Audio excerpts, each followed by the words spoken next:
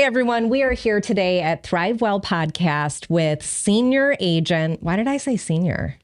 Because I have gray hair. Senior citizen agent. Because I told you yesterday I don't have a Venmo. I mean, what And you're like, okay, well, do you collect Social Security yet or what?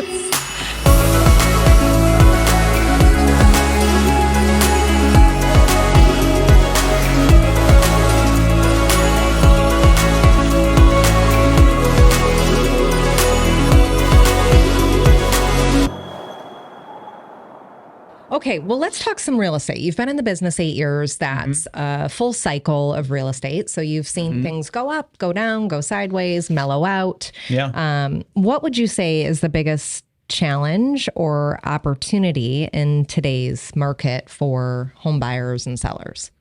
Well, so when I got into real estate, I wouldn't even say that market was neutral, I guess, compared to what we have seen over the last few years. It seems like it, or I guess it is comparatively. I mean, what was that, 15? Yeah, 15, 16. Okay. So things were still up and, homes still sold relatively quickly, but there definitely wasn't any like people waiving inspections or. No. I don't think I heard. Inventory was high, much higher. And I don't think I heard of like an appraisal waiver until at least like 2019 or 2020, something like that. But truth be told, I hated the market in 2020, the COVID years, the pandemic years. I thought it was the worst. Just the stuff that you would have to ask people to do to get a house, and that's what they had to do. But it just seemed unreasonable to me, and I didn't necessarily like doing it. And I thought that it was way harder to succeed in that marketplace than compared to like right now, where, I feel like I can go out with a buyer, get an offer accepted under list price and negotiate, thousands of dollars in repairs, concessions, whatever during the inspection period. Just seems like there's a lot more fair deals to be had right now, for both sides. Yeah. Right. Yep. I mean, no sellers are like totally giving it away right now, but at the same time, they are having to negotiate at least a little bit in a lot of scenarios. And I don't think that's a bad thing for anybody. Yeah. I love hearing you say that because I think it's unusual, unfortunately, to hear a realtor say, I didn't enjoy my work as much during the pandemic because it felt irresponsible what we had to ask the consumer to do, what we had to ask buyers to do, what sellers were able to take advantage of. Most realtors come in, right? And they're like, oh, it was the best years of my life. I made the most amount of money. Yes. Yeah. And I think do anything. That if somebody decided to list with you, it's like, should we fix anything around the house? It doesn't matter. You don't have to. What price should we list it for? You decide. Yeah. You didn't even need a sign on the ground. I mean, you literally had to do nothing. Yeah. I mean, there was no inspection negotiation. There was no, attention to detail and pricing. It was like, pick your number, sign in the ground, sold. So, people that didn't have any sort of skill set at all could still succeed as long as they were on the listing side. If they were on the buy side, they probably had a pretty hard time. Yeah. Well, and that's where the irresponsibility came in, right? Where buyer's remorse has happened tenfold as they were being led by, the one-off realtor that had no skills and just asked them to do these extremely dangerous things that potentially would put them in hot water within a year or two. And here we are. And I look back at those years and I feel like I could have sold more houses if I was willing to compromise on, the advice that I was giving to people.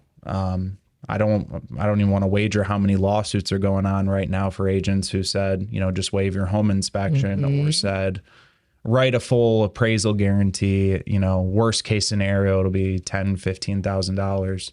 I sat at a few closings where it seemed like that's what happened. And the people looking at their agent didn't look particularly happy. Right. Yeah. Right. And I wasn't willing to do that. That's good. I think that's the difference between a professional realtor and a licensed agent. Yeah. Big difference. Yeah. So speaking to the opportunity buyers have today is that there is a little more reasonability, a little more wiggle room to say, hey, you've got a voice in this. You've got options in this rather than like free for all. Good luck. Cash is king. Now we have a little more time to do some more skilled effort. Okay. So when you look at building relationships with clients, what would you say the biggest factor in the work that you're doing? Because you do a lot of sphere-based work. You do a lot of referral work. What contributes to that, would you say? You know, I would say that I've been really fortunate in some of the people that I've gotten to meet and work with. I would say that I'm also perhaps a little bit particular about, you know, who I want to work with sometimes. Like I can tell when certain personalities or people seem like they're a good fit for me, or it seems like we hit it off really well. And, you know, it's just a general feeling. But, you know, I would say that years in the service industry as a server, bartender, just learned how to talk to people. And I generally like, you know, talking to people, just hearing about their lives, their background, where you're from, how long you've been there. And I think I am always able to find something relatable. You know, I think people can tell that I'm genuinely interested in hearing about, you know, what's going on in their life that's led them to this point where they've met me. Yeah. So. And I think that's again, a big difference hearing you say, hey, I don't work with everyone I meet. That is also unusual for licensed agents. Most licensed agents are like, anyone wants to buy, I'm working with everyone. Yeah. Versus a professional saying, hey, I don't work with everyone I meet because that's not best for them or me. Yeah. I firmly believe that like the relationship between me and a buyer or a seller is something that needs to be mutually, you know, decided upon, have a mutual business stature throughout it. You know, when I approach somebody that's new, that's how I would talk to them. Like, let's get together. I can tell you about how I work. You can tell me about, you know, what your goals are, and we can decide if we think that, you know, we're a smart match to work together or not. And very well, you know, we may not be, and that's fine. Yeah. You know, there's plenty of business out there, and, you know, I think you need to accept that you're not the right agent for everybody, and that doesn't mean that there's anything wrong with you. Right. Or there's nothing wrong with telling, you know, a certain person that, you know, you just don't think you'll be a good fit. And that doesn't happen that often. Right. But I think it's important for realtors to approach their clients or prospects as skeptically as the client is looking at them. I agree. And I think there's empowerment for both parties in that you approach it with so much grace of saying like, hey, I'm not a desperate salesperson. And that's a wonderful factor you can find in me. Wasn't that so like opposite of what people are expecting trained to do or used to hearing? Yes. And so I think that's refreshing to the people that end up meeting you and saying, yeah, I want to work with this guy. Okay, so let's flip over. Because you've been in the industry for so long, because you have high integrity, because we have seen you continue to persevere through ebbs and flows of life, which we all go through. You are a leader within Thrive Realty Co. And help many other agents here succeed. What would you suggest or challenge people entering this industry or coming on board into real estate to understand about this marketplace and how to succeed within it?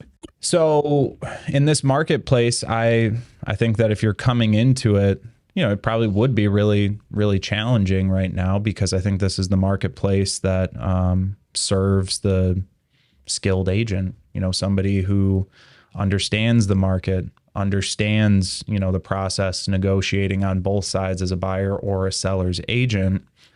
And I think you would have to be somebody who's willing to put themselves out there without any sort of fear or shame, you know, involving the rejection that you inevitably will encounter. I would say when I got started in real estate, that was, you know, my biggest fear, is putting myself out there. And when I got into real estate, I always say, like, there was nobody who knew less about real estate than I did. And it was really hard for me to go out and feel like I could have these conversations with people who might have bought or sold a house, once, twice, three times or more. And, trying to conquer that sort of imposter syndrome early on. But, if you're new, certainly you'd probably want to have a support system of people who are experienced. So if there is something that you don't know the answer to, or a conversation you don't know how to have, you're able to lean on them and not just start making stuff up. Faking your way. Yeah, I don't think fake it till you make it necessarily works in this industry. It's not smart. It's always better to say, hey, I don't know, let me find out, than, just spew some sort of word salad that people are going to look at and know and that there's zero worth. Through. Yeah, there's going to be no worth to it. Yeah, and I always say that there's really no way to get away with faking it in real estate. At some point, the truth will come out, whether it's buyer's remorse a year later or during the transaction, everyone finding out you don't know what you're talking about. Everyone's fully aware of that. Yeah. There's so many different parties that play in that game within that one transaction that you have to pull the wool over all of their eyes. And that's pretty hard to do. Yes. Yeah. So let's talk to the qualities that you believe are essential for a skilled agent today. You mentioned that today you believe being a skilled agent is what will offer you a little more advantage. What would those skills be? I think you have to be somebody who's confident, not just like in themselves, but in the way that they communicate with people. And telling people, what's happening without any fear of them being upset or it being not exactly what they want to hear. I think that's the most undervalued trait that real estate agents don't possess enough of, is being willing to tell people what they need to hear and not what they want to hear. Yes. Being somebody who, pays attention to the market, knows their market data, their statistics, is a competent and confident negotiator. I mean, there's all these people now that they get into inspection negotiations when we really haven't been doing any of it the last 2 years, and they almost get so stressed out that they start, blowing it apart. I've seen it with, different co-op agents. It's like, this is normal. Right. This is fine. Like, yes, your roof is shot. Let's take some time to get a quote, and then we can come to a reasonable agreement on how to, resolve it and keep the transaction moving. But people are just getting mad and taking it out on each other. So, and really, I think that just to kind of sideline there, any agents listening, I believe that type of mentality that you're talking about, this more very aggressive co-op and someone that's going to blow up a deal over something so frivolous that is fairly commonplace in a negotiation. You got a shot roof, we're going to have to negotiate that. Yeah. If it's not accommodated for within this price point, then it's got to be made up for somewhere. That's just how it works. Usually. Yeah. Is that they don't know how to handle the conversation between them and their client. Yeah, they don't want to give them any bad news. Yeah. And so it goes back to your first point, understanding how to communicate with confidence and competency. Yeah, I mean, and from that agent's perspective, just using the scenario we already talked about, is it really serving your client to like tell them, oh, these people are crazy and let's go back on market and I'm sure the next person won't care? I mean, no, probably not. And that's the way you have to look at it is this a problem that, any buyer, whether it's this one or the next one, is going to want to see a resolution on before they're going to take possession of this house, right? Yes, great tip. But people don't think about like, anything other than like the single factor that they're presented with at that moment. Let's take it a few steps out. Exactly. Well, and how much better is it for the client to walk away from that conversation with you as a professional realtor saying, hey, this is worthy of us negotiating. This is something this particular seller is going to hear about every single time. So we're not uncommon here to bring forth our desire for this to be compensated in some way. And then for your clients to walk away going, hey, this is something that is feasible for us to talk through and not be afraid of. And we can get compensated in a way that makes sense for us to take possession of this home, rather than the highly emotional, highly volatile co-op who's going, this is nuts. They're trying to take advantage. They just want the you, roof is what it is. They just want you to do your inspection, tell them that you're satisfied, and give them a call when you have a clear to close. Yeah. Highly transactional. Like it was in 2021. Yeah. That's not reasonable to expect that that's how every transaction is going to go. We'd love for that to be the case, but it's just. Well, and how boring would that be, truly? I mean, as a professional. We just, we wouldn't exist. We wouldn't. There'd be no need. Yeah. Everyone's afraid of robots taking over and AI. Like, there you go. If that were the case, that's what it would be. Yeah. And if the market continued the way it did during the pandemic, maybe we'd be on our way. I mean, there was still a lot of stuff that you needed an agent for in that time period, but especially now, if you're hiring somebody to sell your house, you want to make sure that you have somebody who knows what it's like to go through the process and negotiate, because there's probably not many people.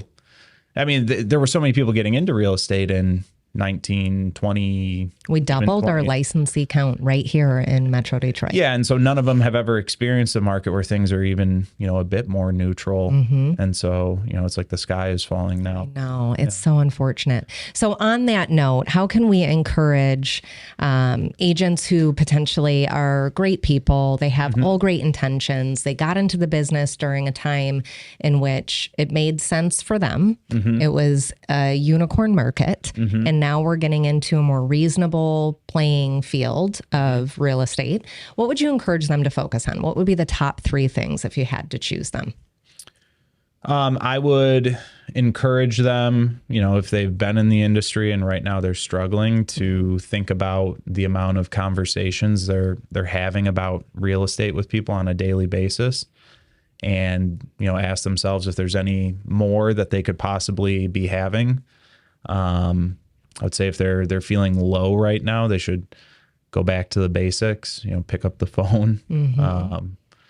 Maybe, your pretty Instagram story isn't, once a week enough to create a consistent business. And what ways can they do that? So, let's go deeper for them. Yeah. Because I think part of what their experience is, they're almost paralyzed with, okay, I have to have more conversations. I don't know how to cold call. And that's immediately all they go to. How else could they create more opportunity? Somebody who has call reluctance, the first thing I would tell them to do is, if they have any past clients, pick up the phone and talk to them. I'm always shocked to hear the last, time people have talked to their past clients. Me, I personally enjoy it. Like, I think that's really easy and fun. Hey, what's changed at the house since you guys moved in? Yes. I remember you were talking about redoing the floors. Did that ever happen? How do your kids like the schools? Have you met anybody in the neighborhood? There's a million things to talk about. Write those down. Yeah. Yes. And just see, what they're, what's going on in their life. And, a lot of times I'll make that call and I'm not necessarily expecting to get anything back out of it other than just, touching base. Yeah. And it feels good. And, a lot of these people are people that I enjoy. If it's that client who was staring daggers at you at the closing table, maybe skip that one. Yeah. But, what a great place to get started. And then from there, I would say think about who truly is in your sphere, start dialing those people. And when you can honestly say that you've tapped out those sources, then it's time to start looking at, if you're looking for some sort of lead source, you want to buy leads. What about a free one? What about open houses? I think open houses are probably the best lead source that there is that is free. There's no through Zillow or a realtor or whatever button you can click to buy a live person in front of you, at a house to talk about real estate. Highest return. I would say if I were an active selling agent right now, Yeah. I would be doing 3 open houses a week, and I would get creative. I'm not saying eat up your entire weekend, forget your family, get a divorce, open house your life to death. Yeah. I am saying get creative. Do a happy hour on a Thursday, do a happy hour on a Friday, and then call it Saturday 1 to 4. Yeah. And I don't think there's anything wrong with doing weekday open houses. In my experience, I've gotten pretty good attendance at those. And yeah, I mean, I used to do 3 to 4 open houses a week back when I was getting started. And a lot of weekends I'd be like, what am I doing? You know, and it's exhausting. It can be really tiring because I would do Saturday, I think I would do 11 to 1 and then 2 to 4. And then on Sunday, I'd do 12 to noon and then 3 to 5. Wow. Yeah. So And sometimes the houses would be like, 45 minutes apart. And I got to like rush over there, decide if I have enough time to like eat something in between. maybe there was slightly more better logistics we could apply there, but the concept's still there. Yeah. Increase the free source, the ability to be in front of people. I mean, you're touching so many boxes to improve not only your skills, but your outcome. The amount of conversations you have in person to hone in on your communication skills, your ability to showcase property and how you do that, and then follow up and everything that comes along with it. The system of holding an open house, all of these things attribute to you becoming a better professional. Yeah. I mean, I've had great success with open houses in the past. I would treat any of those opportunities as good as gold. And even if you don't go to one and be like, oh, I didn't get it. It's not working. I'm never doing that again. Yes. Because it's easy to feel like that. And I've had open houses like that where, it was an absolute dud. And then I've seen crazy results from open houses. I've even called open house leads that, have been sitting in my database for a year or longer. Last year I had one in January that I think it had been 2 years since the open house. And I called him and was like, hey, I'm sure you don't remember me. I met you at an open house in 2019 and was just curious if you ever found what you're looking for, if you're still shopping. And he was like, no, I am still looking. Oh my God. And he had an agent. And I was like, wow, I mean, how long have you been looking with this agent? You still don't have anything. Right. And I just asked him if he would meet me for a coffee that coming Friday, and met him on Friday. He fired his agent Saturday and he was under contract on a house on Sunday with me. That's a wrap. See, that's the difference. It was, it's crazy. But some of my favorite people that I've worked with have come from open houses. A family just last week on Friday that I closed the 4th home that I've done with them. And I met them at an open house. Wow. Yeah. Wow. Yeah, it was my bread and butter, without a doubt. And I did it the same way every single time. And I showcased the opportunity. And every time you do it, you think of one more thing that you could do to expound on that experience, that opportunity. And if you're saying you're not the phone person, which is funny because that's what most real estate people say, and you're not at open houses, I don't know what to do for you. Exactly. I think if you were like, hey, I don't want to do any of the cold calling, as people will call it. I think you should probably call it prospecting and shift your mindset on it. But if you said you didn't want to do any of that, you should be holding 4 open houses a week. And I truly believe if you were diligent with it and had a system, you could sustain a business off of that. Exactly. A pretty successful one. Well, and here's a great question for anybody going, well, I'm not going to give up my weekends like that. Forget that nonsense. Do you still do 4 open houses every single weekend? I don't. Of course not. It's not that, well, I guess when I was doing that, I didn't have 2 kids under 4 years old. Sure, life has changed, but also your business and career elevated and evolved. And so what once you had to surge on and do in order to lift off, you no longer have to do the same way. Yeah. It's not that you would never do another open house. No. You have done them. And if there was, and that's what might be great about this market, is that one of the things that actually hurt me in the rapid fire market was that it almost seemed like you didn't have time to generate leads off of your listings. You didn't. Right? Yes. I don't mind the idea of having a listing that, takes 3 weekends to sell, and I can hold 3 open houses there. Right. And meet people consistently. Build rapport with your client. I mean, that's what time allows you to do. And it's not like we're trying to prolong the home from being sold by any means, but a marketplace that allows for a little more time gets the professionals back to what we enjoy most, which is building rapport with people. Yeah. The end. Yeah. It became, in my opinion, it became harder to organically generate buyer leads off of your listings during the, COVID markets. Of course. Yeah. There was no listing to even be showcased. Yeah. A lot of times you couldn't get the sign in the ground before you had somebody, paying all cash, no inspection, whatever. I created a program during the pandemic that was long live listings because of the shortened time frame. We didn't have the ability to market it. So we couldn't showcase our marketing skills. We didn't have the ability to showcase even data on it. Like, hey, this many showings. It was, hey, we had a line out the door. We don't know how many people came through. Heads are spinning. We have 30 offers. And what's your name again? Right? Like the people barely even knew their clients. The client barely knew the agent. And that put us back in time where it was, what is the stat where it's 87% of people don't remember their agent and don't call them when it's time to make that next step? Something wild like that. Also, 80% of stats are made up on the spot. So that might have been one of them. 60% of the time it works every time. Yes, exactly. That's funny. But I'm with you. I'm glad we're back in business where we can actually showcase some skill and showcase some heart and care.